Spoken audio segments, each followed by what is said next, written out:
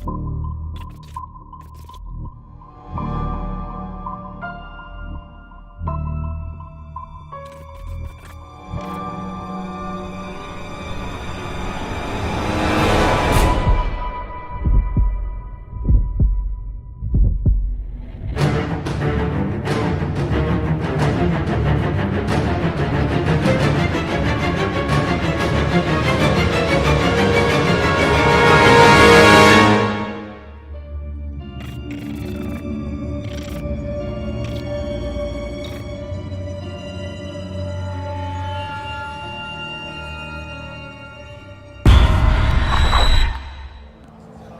live from McArthur High School courtyard, we have Cruz with us. Tell us about yourself, Mr. Cruz.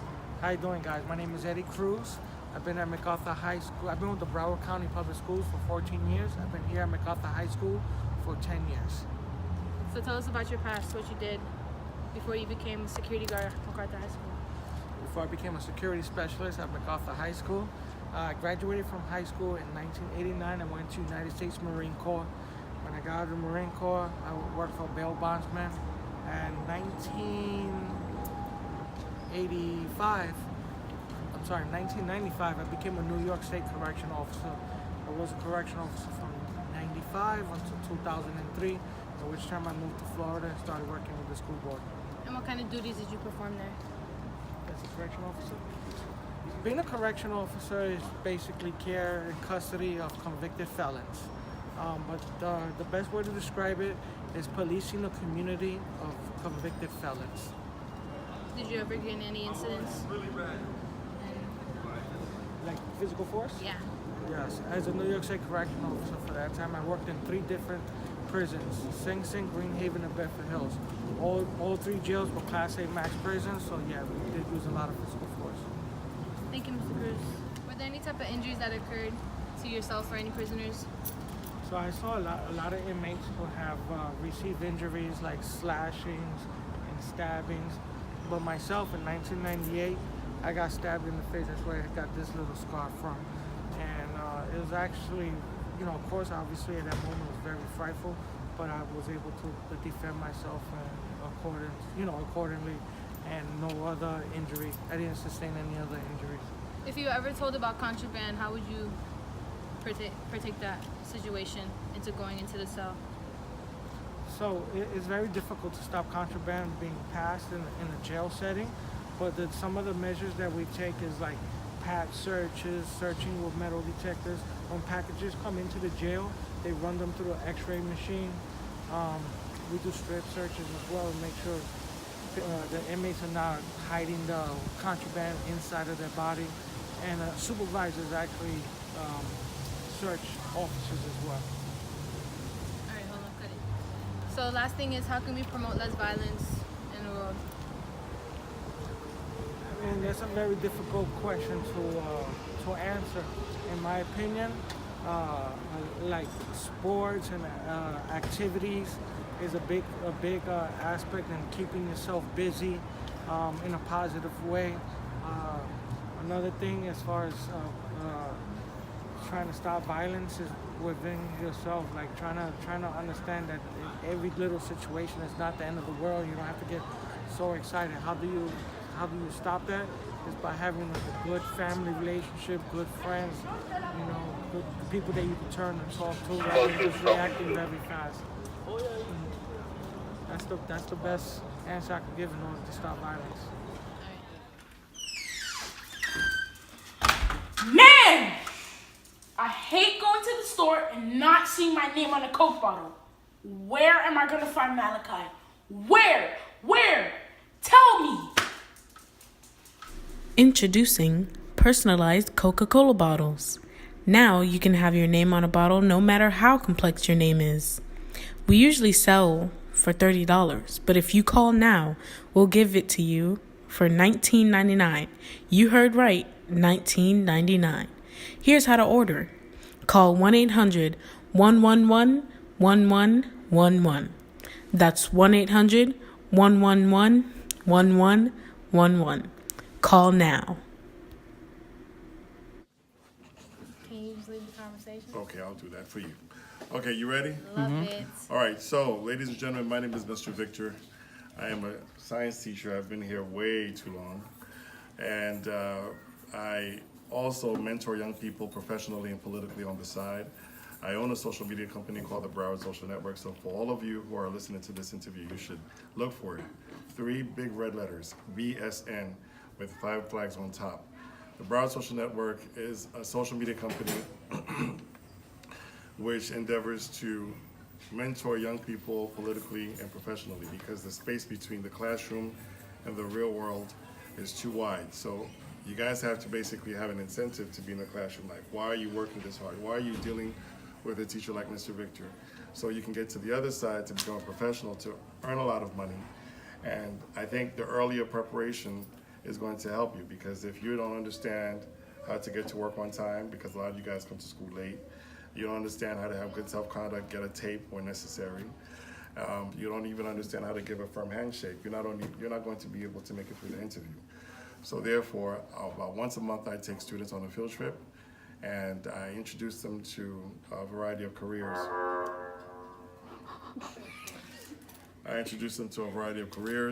Recently, I've taken students to the courthouse to meet judges and attorneys. I've taken students to Miami at WLRN. And I'm actually in the process of working with a group of surgeons to be able to introduce students to the medical field. So the earlier you are exposed to various careers, the better you're going to be prepared for it. And in addition to that, eventually all of you are going to graduate.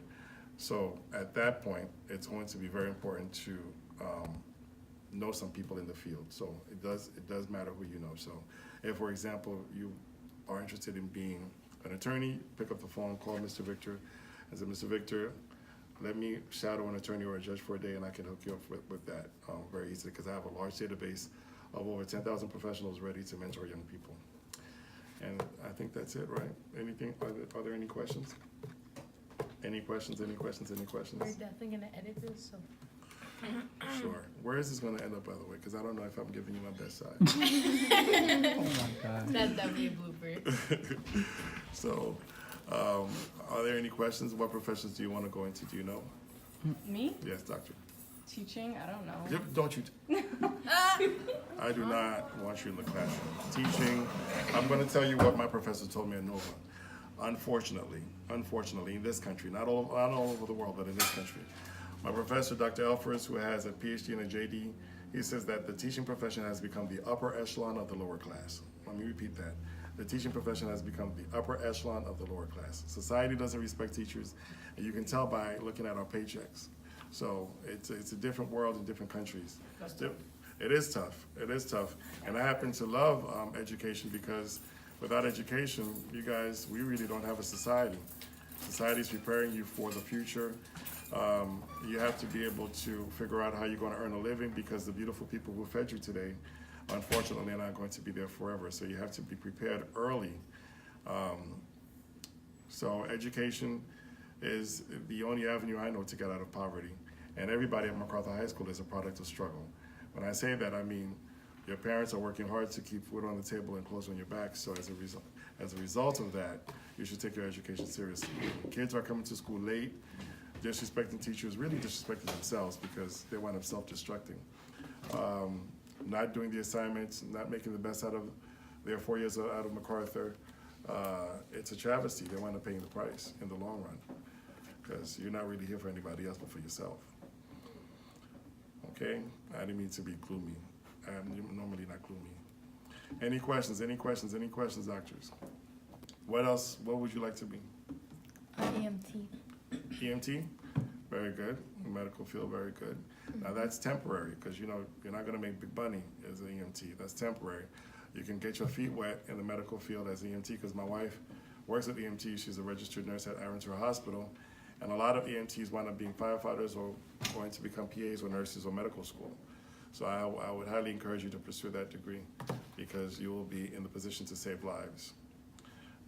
Let's see, who's next? Doctor, purple hair, what would you like to be? I want to be a flight attendant.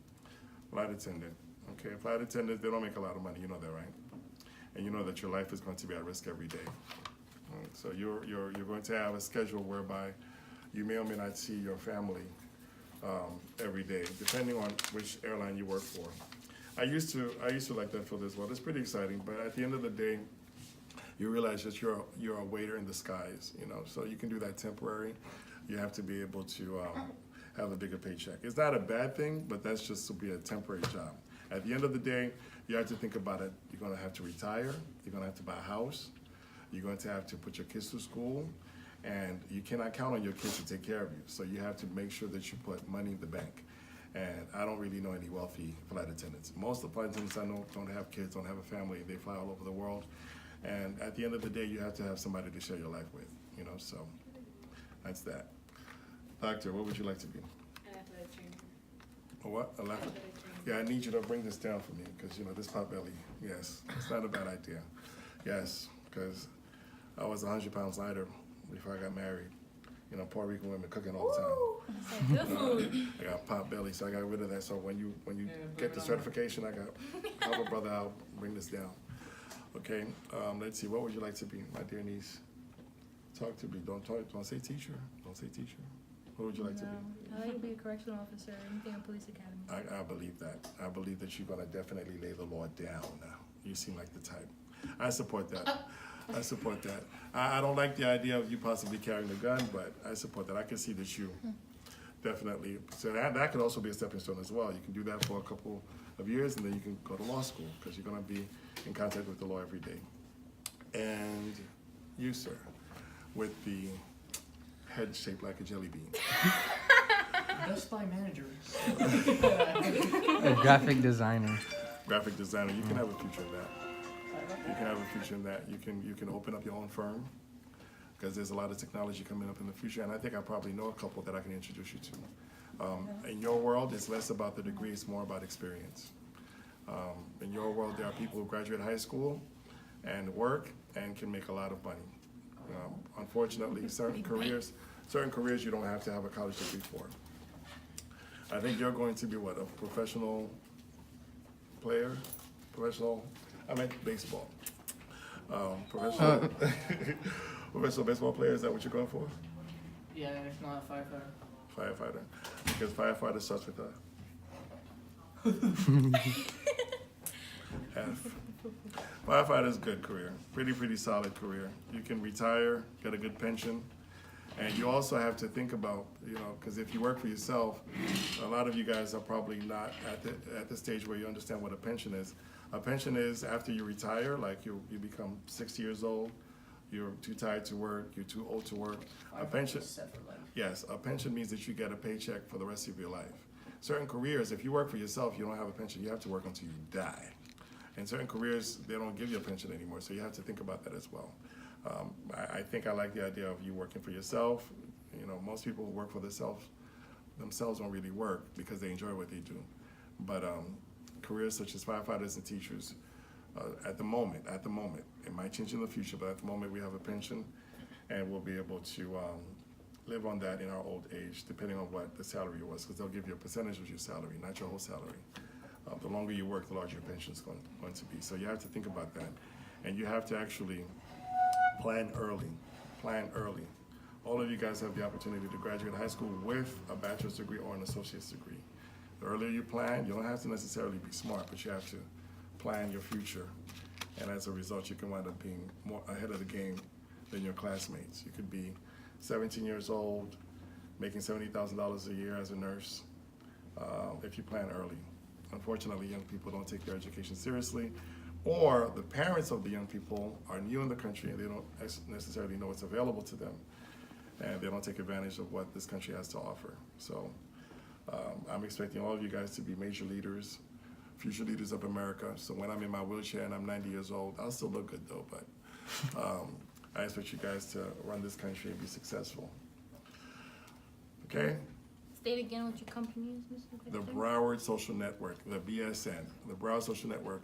You can email me at browardsocialnetwork@gmail.com. One more time, you can email me at browardsocialnetwork@gmail.com. That is my company. You can Google it. You'll see my face all over social media with a couple of dignitaries, political dignitaries.